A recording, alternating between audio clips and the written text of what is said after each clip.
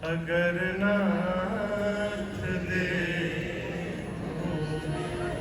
अवगुण हमारे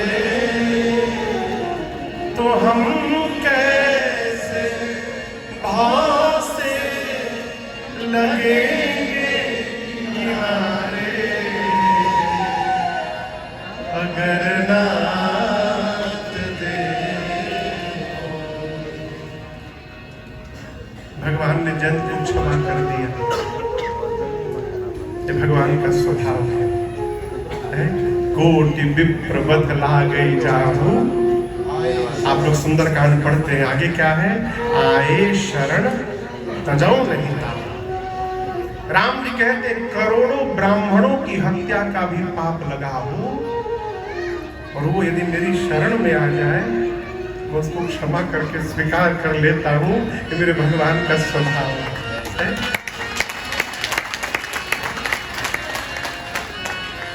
जयंत कहता है प्रभु यही बतिया सुन के हम आए हैं,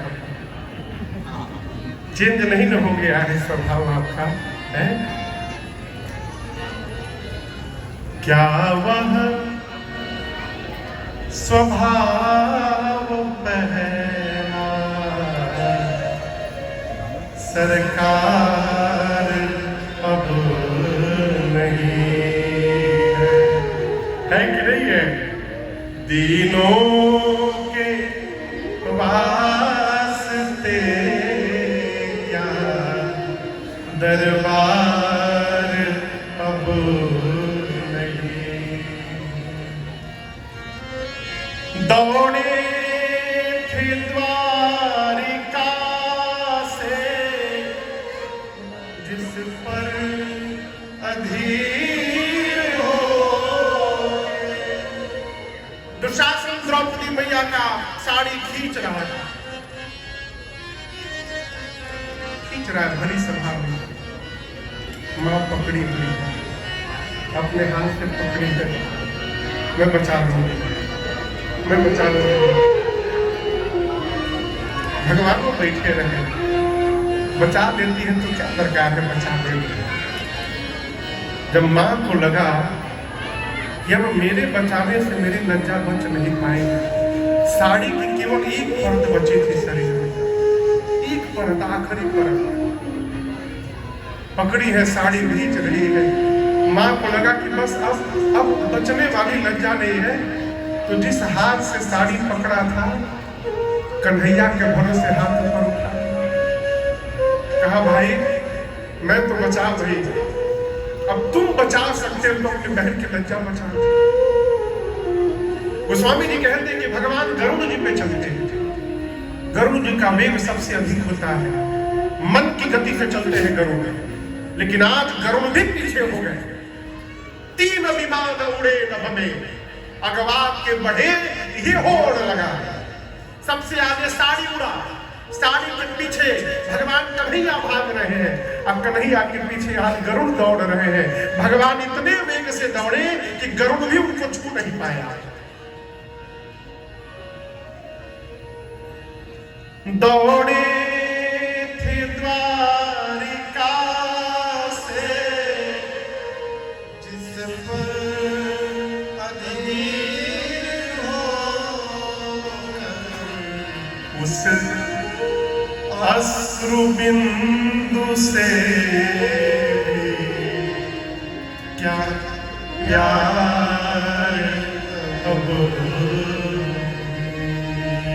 जैन ने कहा प्रभु आपकी शरण में आए, त्राहि माम त्राहि माम। भगवान शंकर कहते अपराध तो इतना बड़ा किया है वो कि उसका प्राण ले लिया जाए। यद्यपि तेहि कर बध उचित, लेकिन भगवान ने क्षमा कर दिया। ये रघुनाथ जी का स्वभाव है। हमारे गुरुदेव भगवान कहते हैं ऐसा सुंदर स्वभाव कहाँ पाया, ऐसा सुंदर स्वभाव कहाँ पाया। राघव जी तुम्हें ऐसा किसने बनाया, राघव जी तुम्हें ऐसा प्रार्थना है आप लोगों से, जीवन में प्रयास करिए कोई भी व्यक्ति आपसे जुड़े, जीवन में कोई भी व्यक्ति आपसे यदि जुड़े तो आपके प्रभाव को देख करके न जुड़े, यदि जुड़े तो आपके स्वभाव को देख करके जुड़े। भारत में आप बहुत बड़े आदमी बन जाइए, डीएम बन जाइए, आईएएस के परीक्षा पास कर लीजिए, कहां कहां से लोग आएंगे आपसे रिश्ता निकालकर। आप हमको नहीं पहचानते, हम आपके मामा के, फूफा के, दामाद के, भाई के, साले के पोता हैं। हाँ? क्यों? आप पद पर हैं। हजारों लाखों लोग आपसे संबंध निकाल लेंगे, लेकिन जिस दिन पद से उतर जाइएगा उसके बाद ढूंढिएगा कागज कलम लेकर, दिया लेकर ढूंढने से कोई दिखाई नहीं पड़ेगा। क्यों? प्रभाव देखकर जो जुड़ा है वो तभी तक जुड़ा है जब तक प्रभाव है, लेकिन जो आपके स्वभाव को देख करके जुड़ेगा वो प्रभाव नहीं रहेगा, तब भी जुड़ा रहेगा। क्यों? स्वभाव समाप्त नहीं होगा। ये मेरे श्री रघुनाथ जी का स्वभाव है, भगवान ने। और यहाँ पर और समझिएगा, सीता मैया ने कहा क्षमा करिए। किसने कहा? सीता मैया। महिजा अपना दुख भूल गई, शरणागत काग पड़ा चरणों में, भगवान क्षमा करिए इसको, इसका सिर पुष्प चढ़ा चरणों में, प्रभु क्षमा कर दीजिए। मां ने कहा तो भगवान ने क्षमा कर दिया। लेकिन आपसे कहूं, इस घटना के बाद राम जी सावधान हो गए। राम जी आगे बढ़े, सर्वंग जी को गति दिए, सुतीक्षण जी से मिले, अगस्त ऋषि से मिले। अगस्त ऋषि ने राम जी से कहा पंचवटी में जाके रहिए, नासिक पंचवटी। राम जी पंचवटी में गए, सूर्पनखा आई। सूर्पनखा आई, आकर बोली मैं 3 लोग 14 भुवन घूम कर आई हूं, मेरे इतना सुंदर कोई न, तुम्हारे इतना सुंदर, चलो विवाह कर ले। भगवान लक्ष्मण भैया के पास भेजे, लक्ष्मण जी राम जी के पास विकराल रूप धारण करी। भगवान ने कहा काटो इसका नाक कान। लक्ष्मण जी ने नाक कान दोनों काट के सूर्पनखा के हाथ में रखा, गई खरदूषण को लेकर आई। किसको लेकर? अब दर्शन करिए, खरदूषण जब आए तो राम जी ने लक्ष्मण जी से कहा कि सीता जी को लेकर के भीतर गुफा में जाओ। वो गुफा आज भी है पंचवटी में।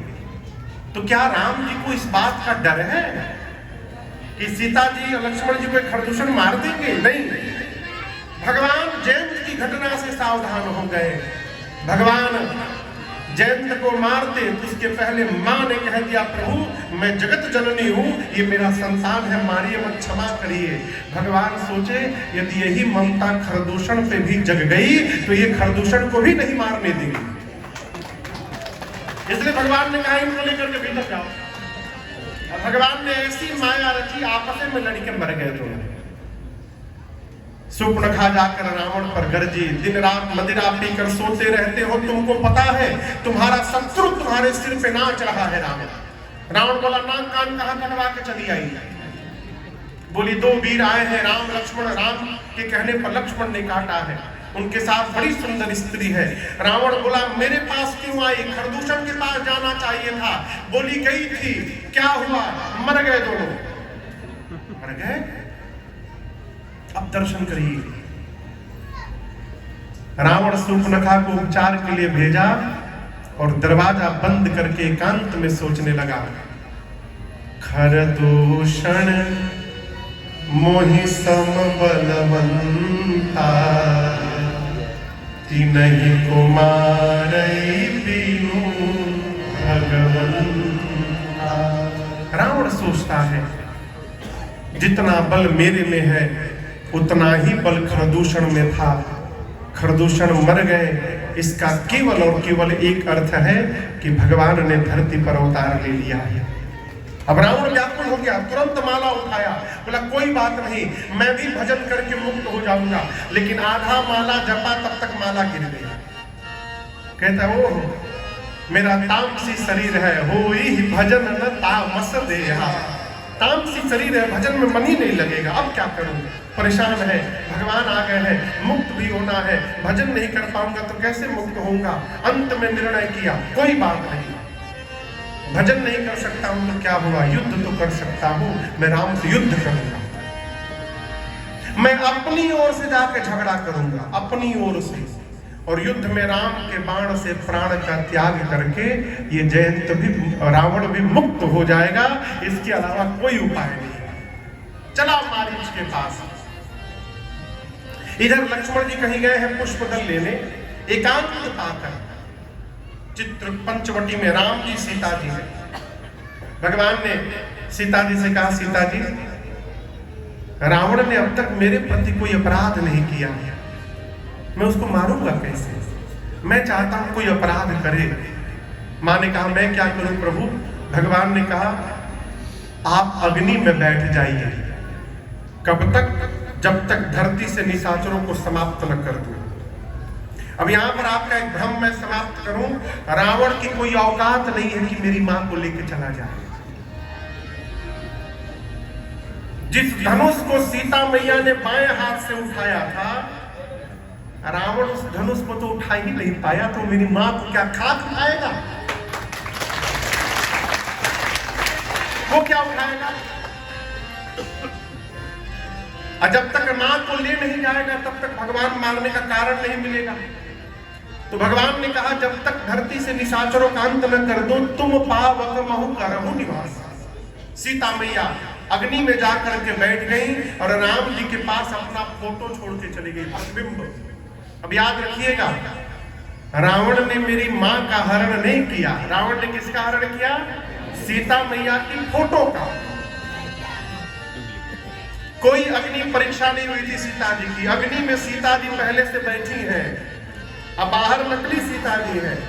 राम जी को अपनी सीता जी को बाहर निकालना था, यदि पहले निकाल देते तो दो दो सीता जी हो जाती। इसलिए भगवान ने रचना बनाई, प्रतिबिंब की सीता जी अग्नि में जाके जली गई और असली सीता मैया अग्नि से बाहर निकल के चली आई, और ये रहस्य दूसरा कोई नहीं जानता।